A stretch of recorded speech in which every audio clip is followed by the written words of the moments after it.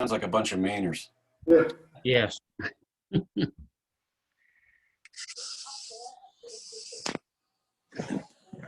Everybody?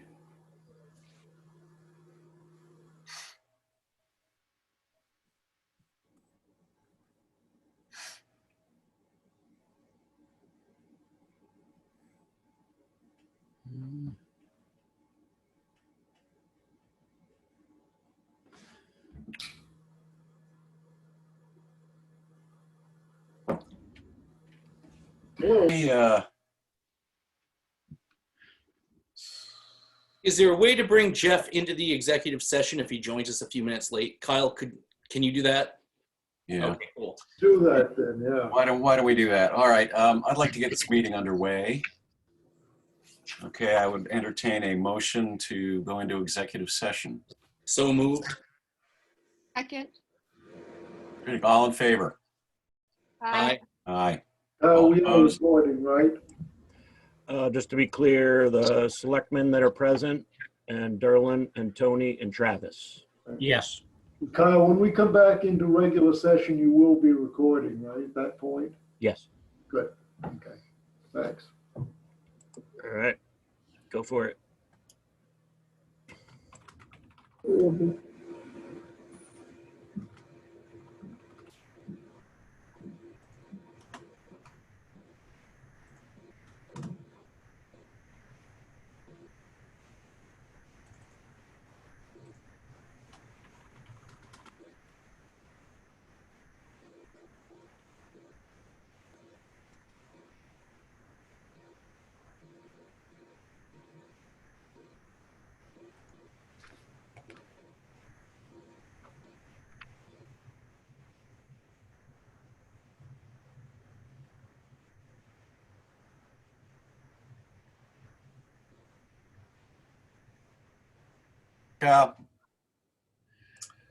Okay, now we can just resume our regular meeting. Absolutely. There's Rebecca. All right. Why don't we just approve the minutes real quick, okay? Sure. Yeah, I'd like a motion to approve the minutes from December 7, 2020. This is Wendy. I would move approval. Second. Great. All in favor? Aye. Aye. Any opposed? Oh, great. Thank you. I would like to move on to new business item A. This is the, January 1st, a new employee paid leave act enacted by the legislature at the last session goes into effect. The net impact on this was, the idea behind it was supposed to be to give all people that will be eligible for unemployment insurance that are working up to 40 hours a week paid leave time, depending on how much they work. So that has to be in effect on January 1st. We've been working with Eaton Peabody and Rebecca LaPierre in particular to craft this language. So what I will do is, Becky, do you want to give them just a quick overview of it and then take questions? All right, I can do that. Yeah, is that okay with you folks? Okay, let's go with that. All right. So as Derlin mentioned, this is a new law that's going into effect on January 1st. It affects all employees, even ones who already have paid leave available to them.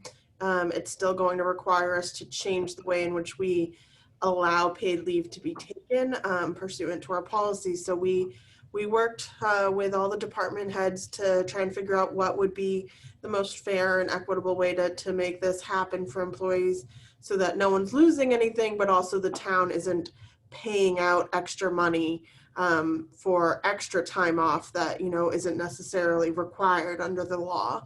So what we did is we amended the vacation policy for the regular full-time employees so that they are still going to get the same amount of vacation that they were getting, but it's going to accrue a lot faster. So it's going to accrue in compliance with the law, meaning that folks will gain that accrual of paid leave to be available for use on an hourly basis instead of on a monthly basis. So rather than just getting a set amount each month, they're going to get a certain amount for every week they work or for every 40 hours that they work under the law. And then for the part-time per diem folks that aren't covered by vacation, that don't get vacation leave available to them, we added a new category of leave, which is specifically the earned paid leave, and it provides exactly the minimum that's required under the law so that we allow those employees to accrue at an hourly rate in accordance with the law, and then are able to use that leave in accordance with the law as well. So I'm not sure if Derlin has shared the proposed policy, but I can walk through it if everyone would like. Or we can just take your Got questions the red about line version. generally what we're doing. So, Question. Yep. Why don't you just go, you can go through it. Okay. Alrighty. So, oop. Just- All right, so.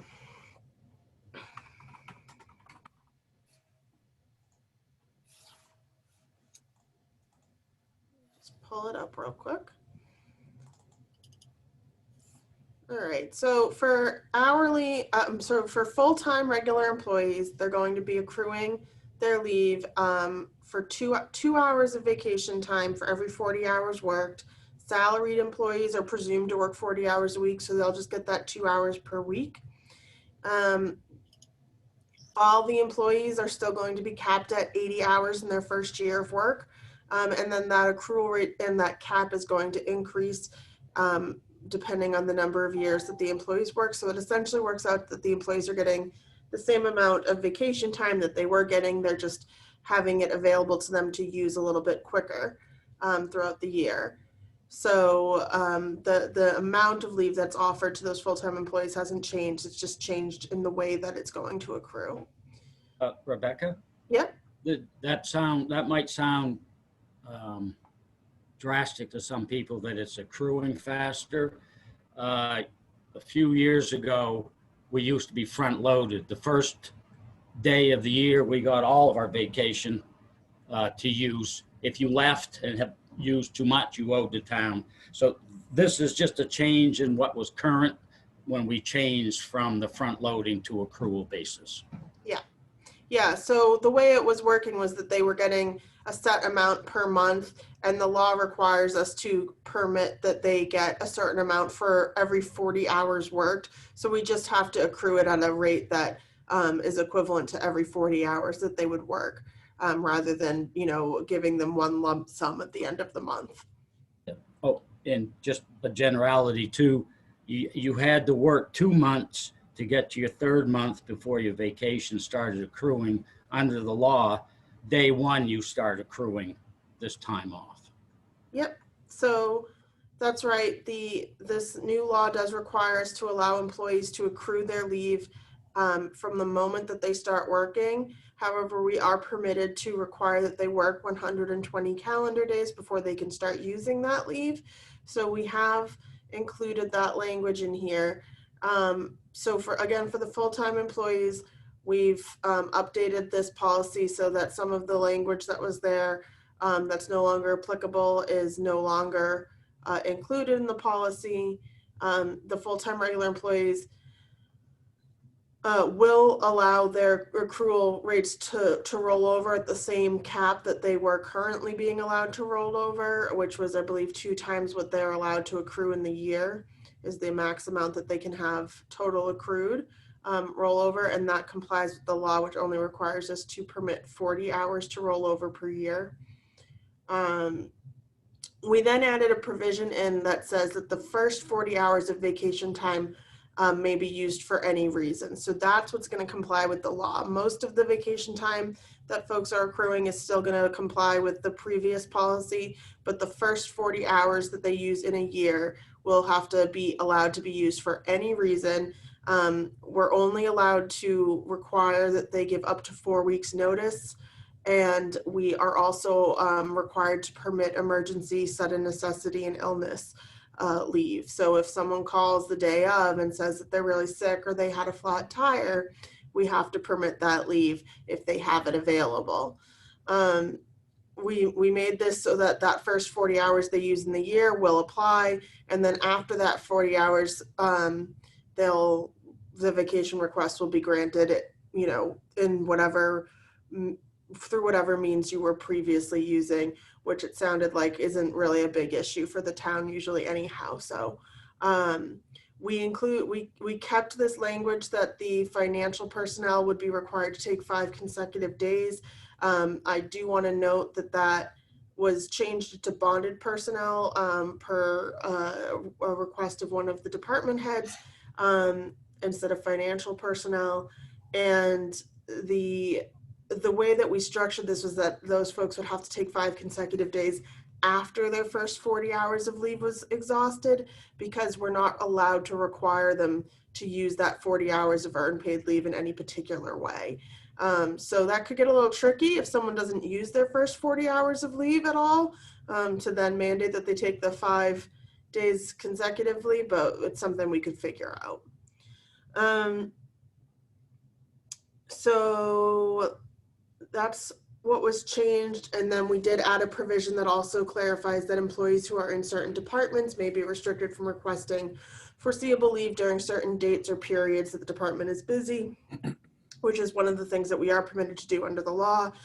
We can restrict certain times of year. So for instance, if you have winter, as we do, you don't necessarily want all the plow drivers calling out sick when there's a snowstorm. So we are allowed to do that.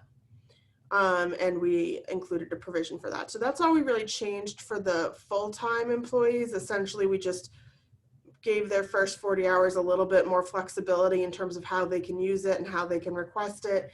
And we changed the accrual rate so that even though they're getting the same amount of time, they're getting it at that rate that they have to.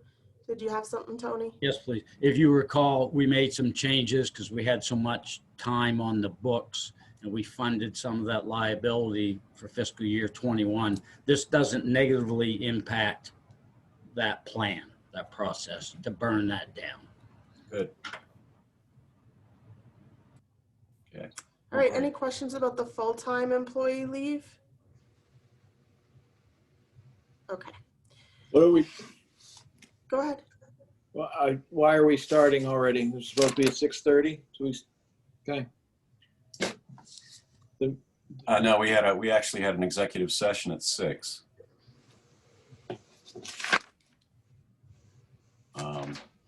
Sorry. All right. Okay. Well, on it. All right. Thank you, Rebecca. Okay. So then the next thing that we changed is we added this new bucket of leave for the part-time per diem employees, temporary employees who are required to be provided leave under this law. There are limited exceptions, but based on what we discussed with the folks at the town, it sounds like most of the town employees will not be exempt. It doesn't sound like there's any exemption categories that those employees are going to fit into. So all of these part-time, temporary, per diem employees who work occasionally are going to be covered and required to be paid this earned paid leave up to 40 hours in a year. So what we did is we structured this as having all eligible employees who are not eligible for vacation time. So if they're an employee who would not be eligible for vacation time as a full-time employee, but would be eligible for earned paid leave under the law, they will receive this. So first we have eligible hourly employees who are going to accrue their earned paid leave at the rate of 1 hour of paid leave for every 40 hours worked. We prorated this just to keep things simple.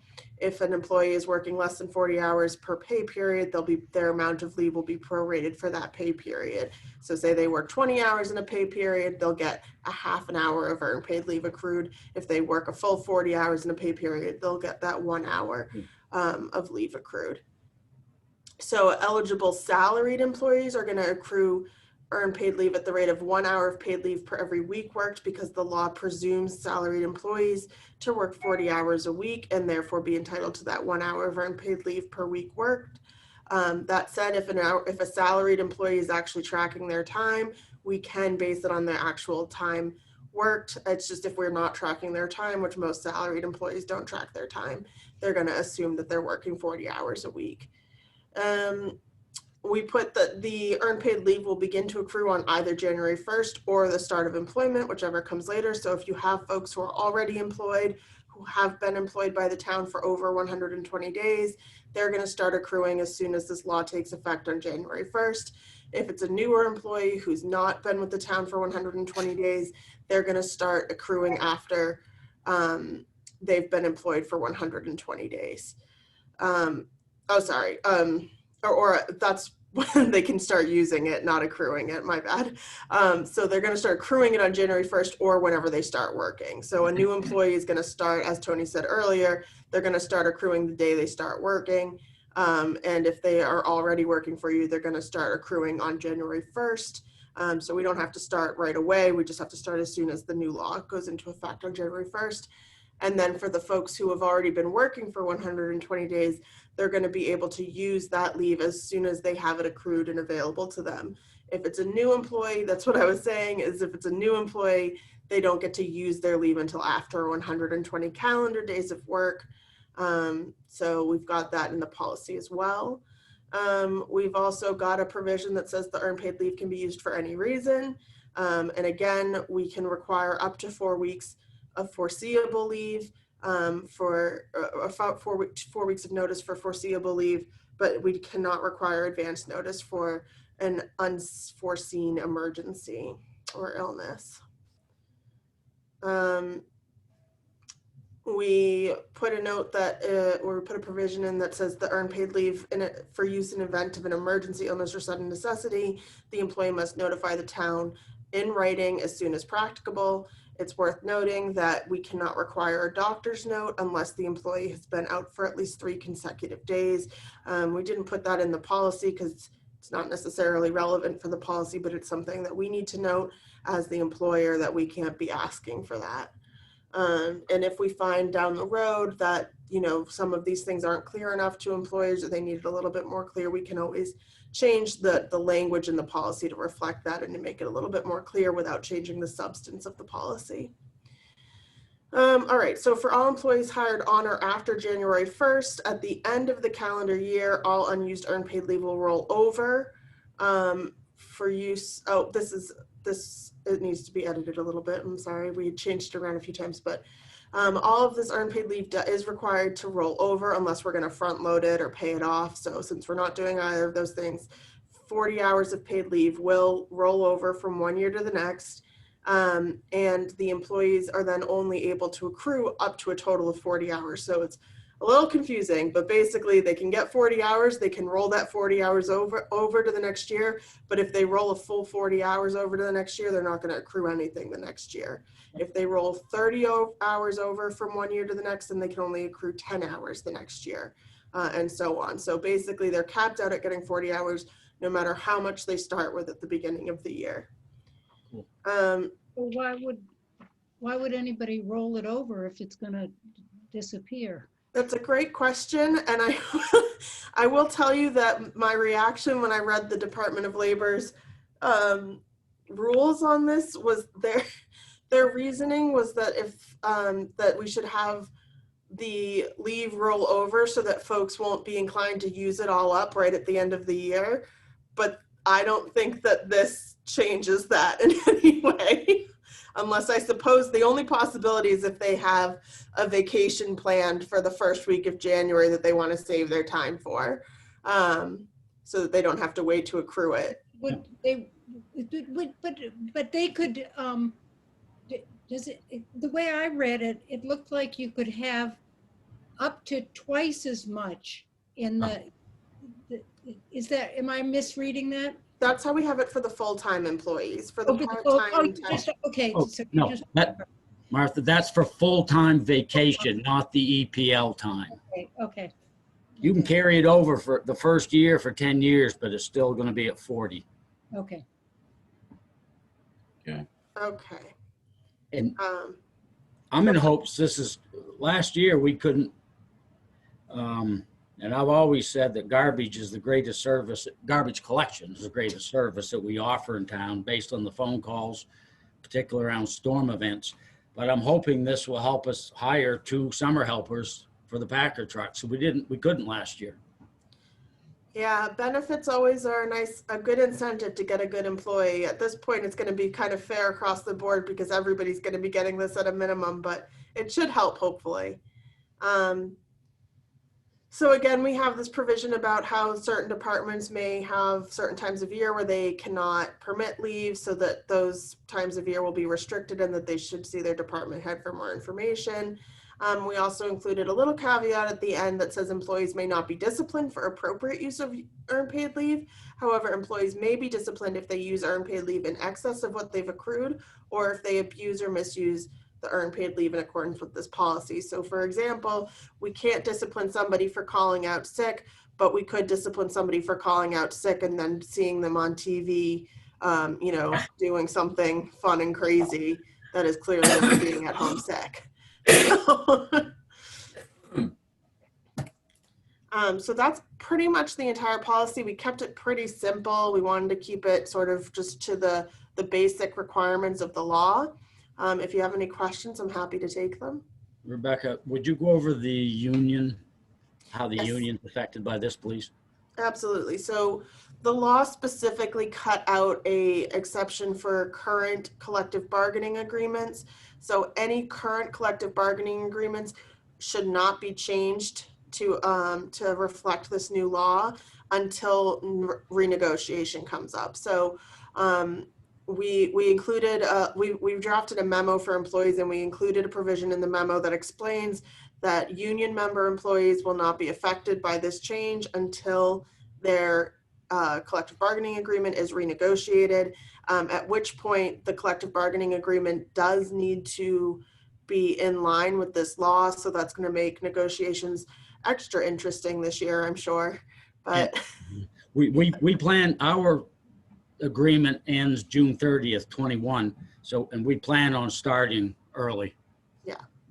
And as we've discussed, with Tony, especially, that if as we're negotiating with the union, the issues come up that we see that the way we've implemented this isn't going to work, or it's a challenge to implement this with the union members, and maybe we need to make some changes for all of our employees, we can always adapt the policy at that time, because I'm sure that the union negotiations will be insightful in terms of how the employees perceive this new policy.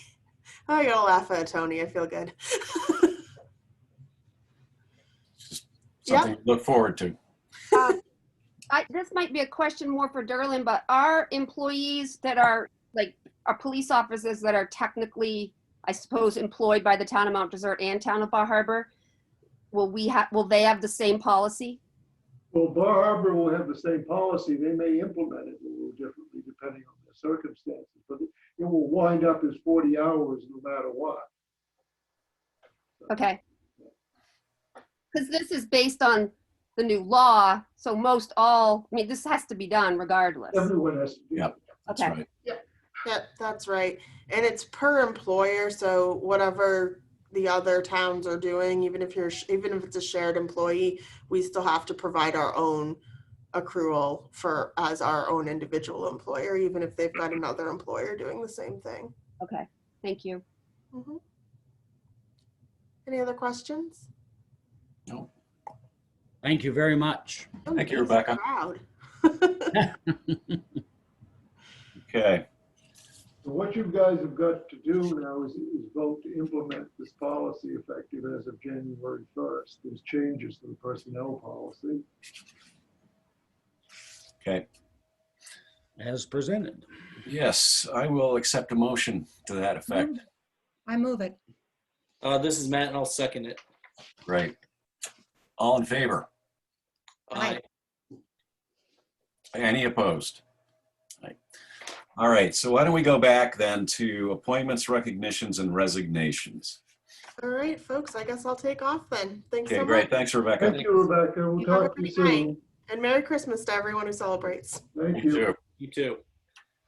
All right, appointments, recognitions, and resignations. Consider appointment of Megan Ray Bailey to the Economic Development Committee from December 22, 2020 through June 30, 2021. I understand that has a very good background and should be a very valuable member of that committee. So Mhm. Right? I would urge that you do. I would move appointment, and it sounds like she's overly qualified, if anything, so I'm sure she'll be able to contribute quite a bit to the Yeah. community. I would second that. Awesome. Any further discussion? Okay, all in favor? Aye. Aye. Any opposed? Thank you. Accept the resignation of Ellen Brawley from the Warrant Committee. Move acceptance with thanks for her service. I'll second that. Great. And yeah, any further discussion? I'd like to say thank you to Ellen. She's been a fixture as a volunteer in town matters for years and years. We're going to miss her. So thank you. All in favor? Aye. Aye. Aye. Consent agenda, Department reports highway. Thank you letter from Families First Community Center. Legal opinion on using public funds to do work on private roads, culvert replacement on Northern Neck Road, and Hancock County Commissioners meeting minutes of December 1, 2020. I would move that we accept the agenda as presented. Second. Great. Any further discussion? Okay, all in favor? Aye. Aye. Aye. All opposed? Great. Selectmen's reports. Oh. Okay, unfinished business. Consideration of placing the final report for the Route 3 Safety Improvement Study consisting of 38 pages of text, maps, and photographs and 23 pages of plan sheets on the town website to better serve the Board of Selectmen and public, and placing a hard copy of the complete report at the town office for use by the public once we get all clear signal for doing such things related to the COVID-19 virus.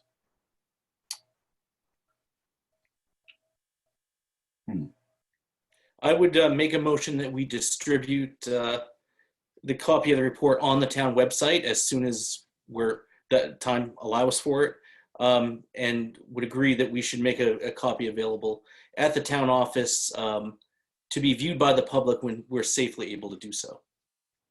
I would second that. Seconded. And I'd also thank you for not including all 38 pages in our report. That didn't even cross my mind, Matt. Great. Okay, we have a motion Yep, and a second. and a second. All in favor? Aye. Aye. Aye. All opposed? Okay, item B, proposed warrant article regarding the resolution endorsing declaration of a climate emergency for the 2021 annual town meeting warrant. Okay, this is Phil here? Okay, No, Phil? no Phil. So this is the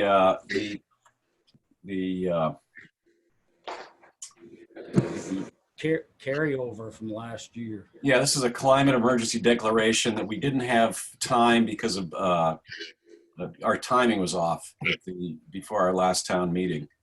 But this is a declaration that was put forward by a group at the high school, and simply states that the town is committed to, as a town, reducing their emissions to zero by 2030. And that's in our packets. Is this the same, essentially the same declaration that was passed by Bar Harbor? Pretty much, And is on the agenda for other towns as well. yes. Yeah, I mean, I would love to have something in place that reminds us to always look for ways to reduce the footprint. So I'm in favor of this declaration. There's a motion. Okay, so Jeff, that's a motion. Yes, it is. Do I have a second? I'll second it. Great. Do we have any more discussion? Well, I'm hesitant to say anything because this is sort of like, if you have a question about the school budget, the eyes turn to you and they say, well, why do you hate children? Yeah, that's that's sort right. of same thing.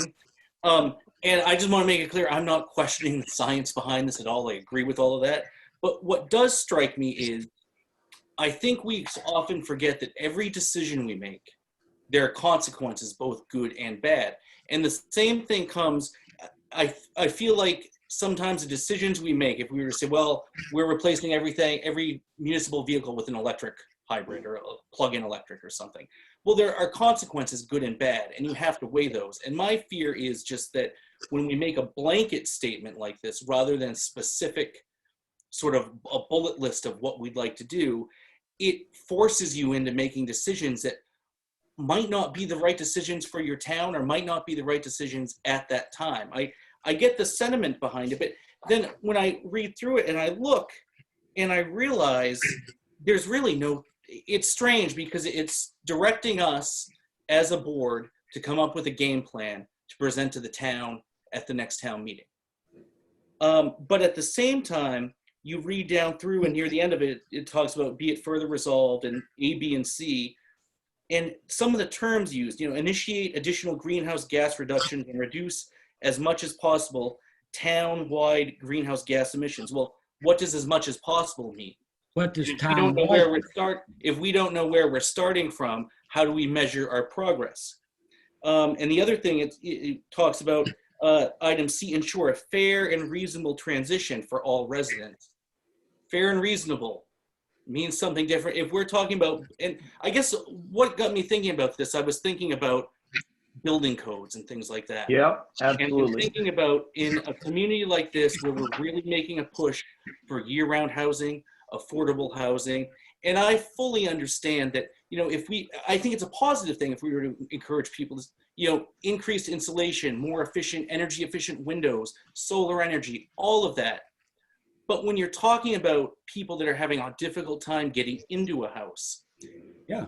I get that it will pay for itself in the long run, but to a lot middle-class people, working people, that upfront cost can simply be too much to overcome. Yeah. And it takes, so, that just got me thinking, there are consequences both ways when you do things. And I just want to make sure that those consequences are considered all across the board.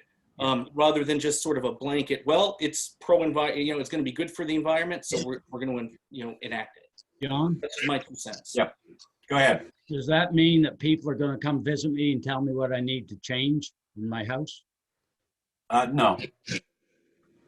No, What this- it means is that we have to always be looking at every decision we make and changes in policy, including building policy, including the building of new structures for the town, with a lens of making sure we've identified the least carbon footprint way to do it. And that's not just for heating insulation, it's finding ways to produce electricity differently, and it's ways to lead by example, to do what is clearly and obviously the right thing to do. And we are in a perfect position to be an example of how to move forward. And so it doesn't commit us to anything, but it does, in fact. Well, what does town-wide mean, the residents or the town government? None of this means anything, but the town government has the authority to change building codes for new construction. It has, such as it already has. I mean, the green, the project at Farnham's Way has, that was built for the very purpose of being affordable housing, was built with higher levels of insulation. They were forced to have sprinkler systems, and nobody's coming to my house and insisting that I put in sprinkler systems. But if you build a new home, these things do happen as new construction happens, and they are perfectly reasonable. Okay, no, I disagree. Matt pointed out the flaw. We have struggled for 20 years for affordable housing in this town. And that's only going to make, Farnham's Way is great, but $200,000 to $220,000 for a home, I don't know if that's affordable or not. I don't think that's related to this discussion, quite frankly. Well, you used it as an example. I used it as an example as how energy efficiency is considered. in But new you did refer construction. to it as affordable housing. I Well, it think is what my opinion is, let's work on the town infrastructure. I mean, that's really what this gets at, Tony, is it gets at the town, the municipal government as a town producing. Okay, that's what I thought it was. It makes a best effort in the long run to get the entire town at some point, but it's all very loose when it gets way out there. And nothing's going to happen until we adopt a Maine Uniform Building Code. Yeah, and, Okay. and I think if we see an exodus now of young people, if we're not careful, like Matt said, they may be the unanticipated consequences. But as an aside, Matt is working on a garbage truck that is battery powered, electric. It's all coming. We should lead the way. As a municipality, leave the residents alone for a while. That's pretty invasive. Yeah, this isn't really aimed at the residents. Okay, thanks, John. Yeah. Could I point something out? Matt, I take your point, and I think you have some good points there. I really do. I also I will say, though, our putting it on the warrant really puts this decision in the hands of the voters, which I think is appropriate. And I would hope that there would be a healthy discussion about this on the town meeting floor. I had a question toward the end of the resolution, the second to the last, be it further resolved, where they talk about commits to engaging our residents and local stakeholders in educational activities and public deliberations on the climate emergency, ensuring that local voices will participate in all climate initiatives. I'm not sure what that means, or what we're committing, what we're suggesting we commit to. Do you know that, John, because you were involved in this? Yeah, that's again, it's one of those things that if once you peel away all the extra stuff in that language, there's nothing really binding there except Yeah, but I don't get, they're just saying we should talk about it? yeah, we need to make sure that we have educational things going forward that inform people so that they can make informed decisions and be, part of some decision. Phil. I'd like to speak up on, why it's, something we want to add.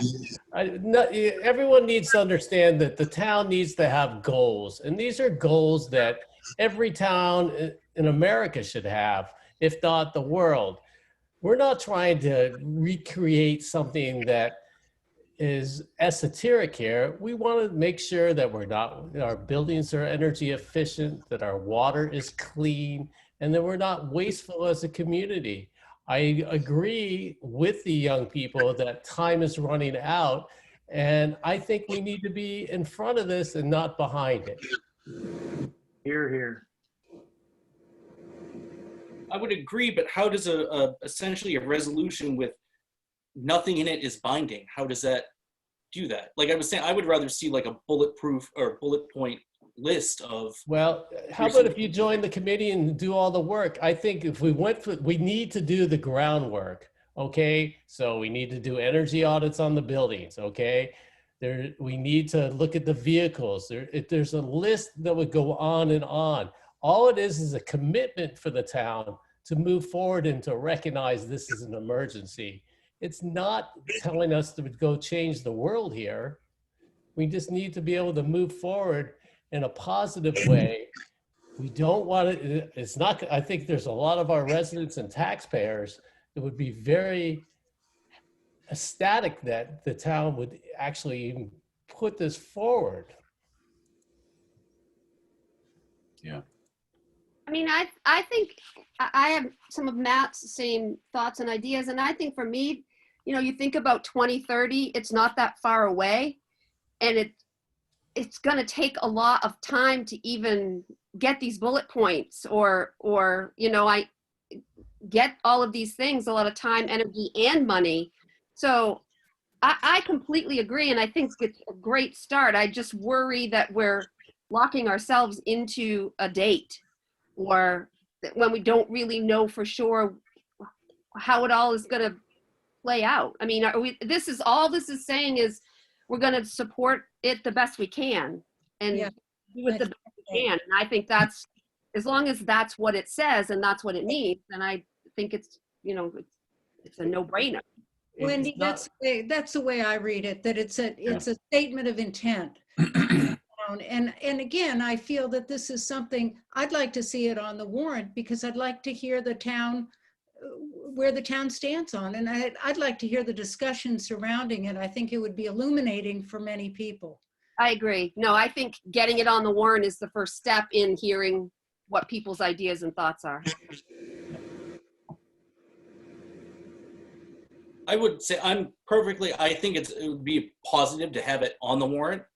I will tell you, as it's written, because it is so cloudy, and you can say, well, this is how I read it. Well, that's the problem right there. You can read it 10 times and read it 10 different ways. So while I do think it's a positive discussion, and I think one that we as a community need to have, I'd be in favor of having it on the warrant. I don't know that I would be in favor of recommending passage the way it's written, but I would definitely be in favor of it being on the warrant.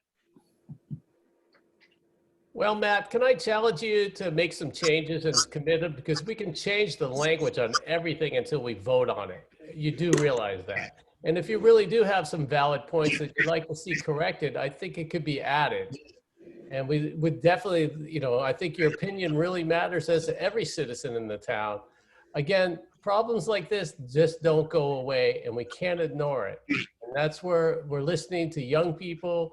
Lots of the things on the list we're trying to do anyhow. We've had great support from the Public Works Director. We've had great support from the town office to keep making better changes that we can for the town. The resolution is a motivator, and I'll be denying it if it's not. I would move that we put this on the warrant. I'll second that. Okay, great. Any further discussion? All in favor? Aye. Aye. All opposed? Great, thank you. And thanks, Phil, for putting so much time into it. Thanks, I Phil. want to thank the young people that came all during the height of the pandemic. We had so much support from Louise Chaplin. She was just amazing. Sophie Dowling, just amazing. And I think we really offered them a chance to really have their voices heard. I think there was some civic lessons and how it all works, which is what you would ever hope for young people. That was a really nice thing to see happen. And I think they learned and grow, and we also learned and grow. I also want to thank Gordon Beck, who was extremely patient, and Dick Broom was very helpful too in the writing. So thank you, everyone. Great, thanks, Phil. Okay, item B, under new business. 8B, Public Space Special Event Application, the Seal Harbor Library Association for Annual Book and Craft Fair, July 31, 2021, Seal Harbor Village Green. I would move approval with unbelievable enthusiasm. I am looking forward to July, and I hope this event happens. I will second that. Great, any further discussion? Martha, you need to unmute. Sorry. I would just say that we don't know where we're going to be next summer. And so I think we did this on another application that came before us where we said that it would be, we approve it in accordance with any state mandates that are in place at the time. I think that's wise to add that caveat, just even though we hope there aren't any. Yeah. We don't know. I think it would be important that we let anybody that we approve public use applications for, anybody that you know, it's contingent on the situation at the time of the event, and that they would need to follow those protocols. Derlin, are we doing that? I kind of assumed we were. Yeah, I mean, people realize that all the gatherings they have to be within the state mandated guidelines.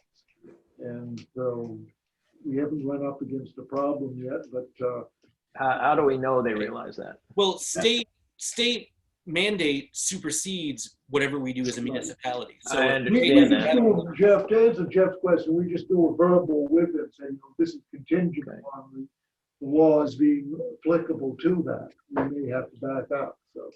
Very informal, it's not a formal process. Well, I guess I would suggest, as Martha sort of did, that we make it a little more formal in order to protect ourselves from liability more than anything else. That would be doesn't- an addition that you add to the approval of the application. And you did that, I guess, last summer on a couple of applications. With the wedding, So we can, is that Claire speaking? Yeah, Yeah. I'm sorry, that's me. Yeah. I don't have a camera. So you write it in when you send them the letter, you say it's in accordance with whatever state mandates are in place at the time. Yes. Yeah, great. perfect. Thank you. Okay, great. Okay, so I have a motion and a second. All in favor? Aye. Aye. All opposed? None. Okay, review of fiscal year 2022 budgets, administration and the marina. Put those, oh, we're kicking off the season. Here we go. Here we go. Ready to rock and roll again. was there a minus symbol in front of the change, or was I dreaming it? Derlin, was there, under your budget, was there on the very last line, a negative symbol in front of the percentage change? Yes. Holy No, it's crap. still negative. I've done some basically some review of all of the budgets that are under the control of the town, which would include all of the departments, things like debt, you know, all those other things that we have to register in, excuse me, into our bailiwick. When you put them all together, you'll see that at the end of the line there, that the total increase for our portion of the budget would be 0.8%. You'll see that as it goes along. You'll see an increase in public safety because we've made some commitments up to this point to fund some positions there, and in public works is pretty much flat as well. So when you get this overall, I think these are pretty responsible budgets to try to maintain the integrity of the services that we provide. But circumstances this year will allow us perhaps to do that, and with a little less money than what we would necessarily have anticipated. Derlin, is the health insurance, are we sure about that number? Or is Yes, that, we got that from the state, Okay. from MMAs. They're not increasing the premiums. Okay, thanks. So, I mean, is this the time when we try to educate ourselves on this whole thing? Sure. Because I had a few things that sort of jumped out at me when I looked through the you know, the different departments in the municipal. So let's see, how do we want the description by line item? Because I looked at Give us the page and then the dues, page 4. Every department had sort of a dues and memberships line, and paid line 123, which is for the BOS, had $11,500 in dues and memberships, and most of the departments were like $500 or $1,000 at most. And I just wondered about that. Do you know why that's so significantly higher? And then $10,000 in public officials liability insurance. Is that just for the? That's actually, Jeff, that is the dues and memberships. That's not for the BOS. You're looking, that's under the municipal management section, which is the town. So that would include my membership to ICMA. That would include the assessors' memberships in their association, the code enforcement in their association, a variety of those. Okay, because there were other. There's a number of professional associations that the departments belong to. So that's why that would be that number, not the BOS. Okay, right. So, but even so, that there were dues and memberships in the for $400 in the planning board, and dues and memberships in the finance that were, it just seemed like for $300 in the finance line, and the treasurer had something like $100, and then it was 11,000. So so that covers a lot more. Some of these smaller groups that they do trainings and conferences with, so they're pretty standard. We haven't added any over the last year that I'm aware of. Isn't the one in municipal management our overall membership to MMA? Mhm. That's what that big amount is for. It's a global membership for all the Answers that. things, legal, whatever we get from them. Okay. I guess that explains it. I just saw that line item in all the different budgets, and that one was just enormous in comparison. Okay.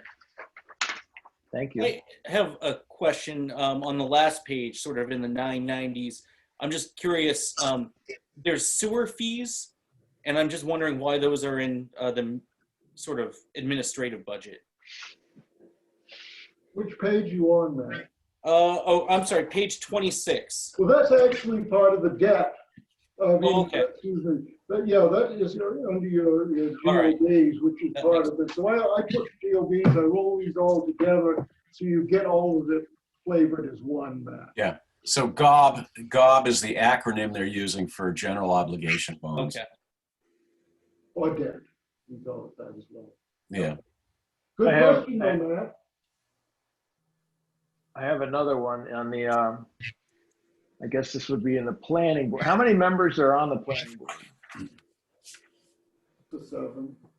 Okay, but then they have Including alternates. they have $20,000 legal needs. Is there a reason they have such high legal needs? Yeah, Yeah. there's one of our villages is having quite a contentious situation for the last 3 or 4 years on the quarry. So I suspect once that is resolved, those legal fees would go down, but they're pretty heavy at the moment.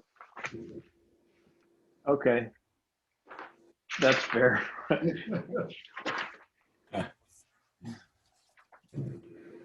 Okay.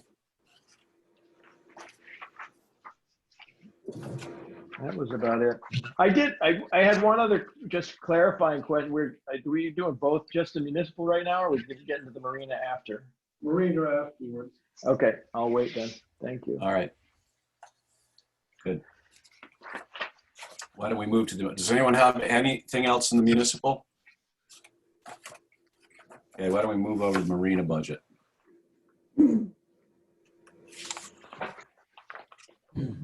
Okay, it looks like the biggest ticket item here is the addition of a full-time office manager. That's it. Other than that, it would be pretty flat. Yeah. Is that the reason we've got a 25% reduction in the part-time, correct? Yes. That is correct. So good to John. You're on. I'm not going to tie to you.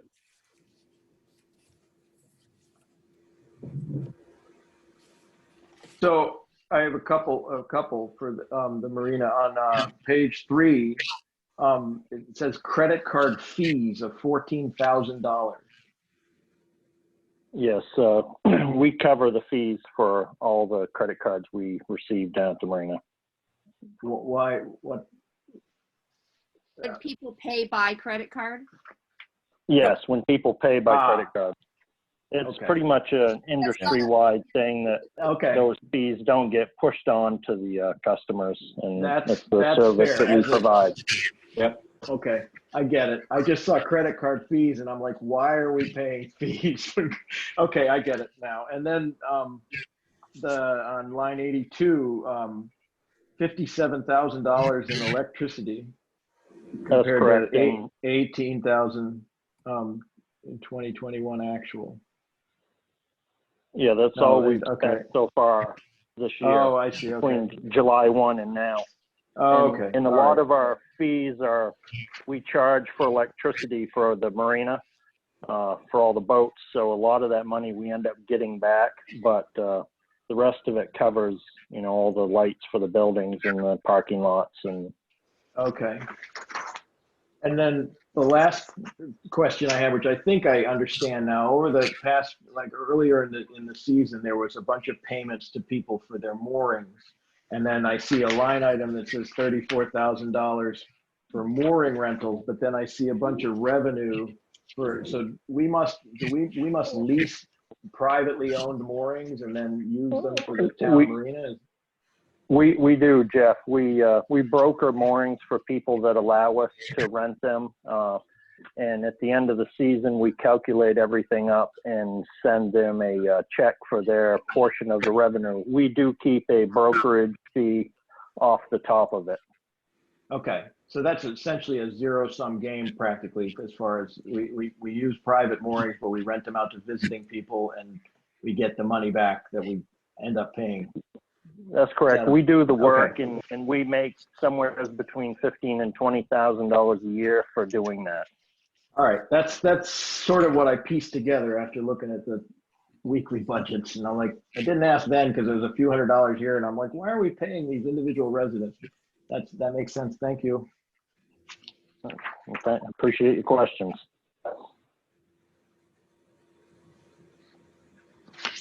Okay, anything else from anyone? No, okay. Guys, why don't you keep your budget books and then we'll just send along the inserts for them, rather than bring them back. That's a great idea. Yeah. Okay. Okay, We'll be doing public safety next meeting. okay. So we can move on to other business. I would like to bring up one thing, and that is the possibility of populating the page that we have set aside for us for the Sustainability Committee with all of our materials and visioning and so forth. And Phil, I think we'd like to have a role in designing it, wouldn't we? We'd like to have some input, I think, as far as how it's done. And I mean, we do have an artist on our committee who definitely appreciate aesthetics into it. I don't know what their technical ability is in web design. Layla Coles would be the person who would really, we should see if we could get her to do something for us, you know, a local person who actually does this. Maybe she would be willing to help us out. I know she's in New Zealand for the winter, but possibly if we reach out to her, she'd be willing to help. We would need to include Jennifer McWayne in this because she's the one that maintains our website.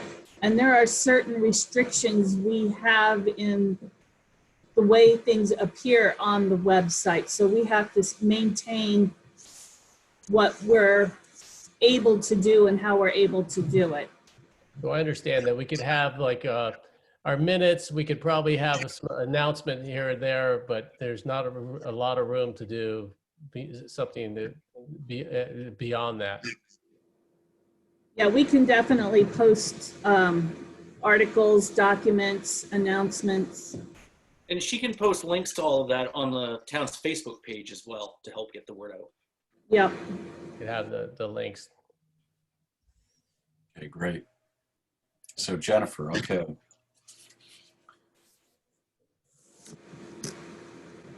Very good. Okay, thanks. Treasurer's warrants. I guess it's time to read the treasurer's warrants. All right. Hang on to your hats.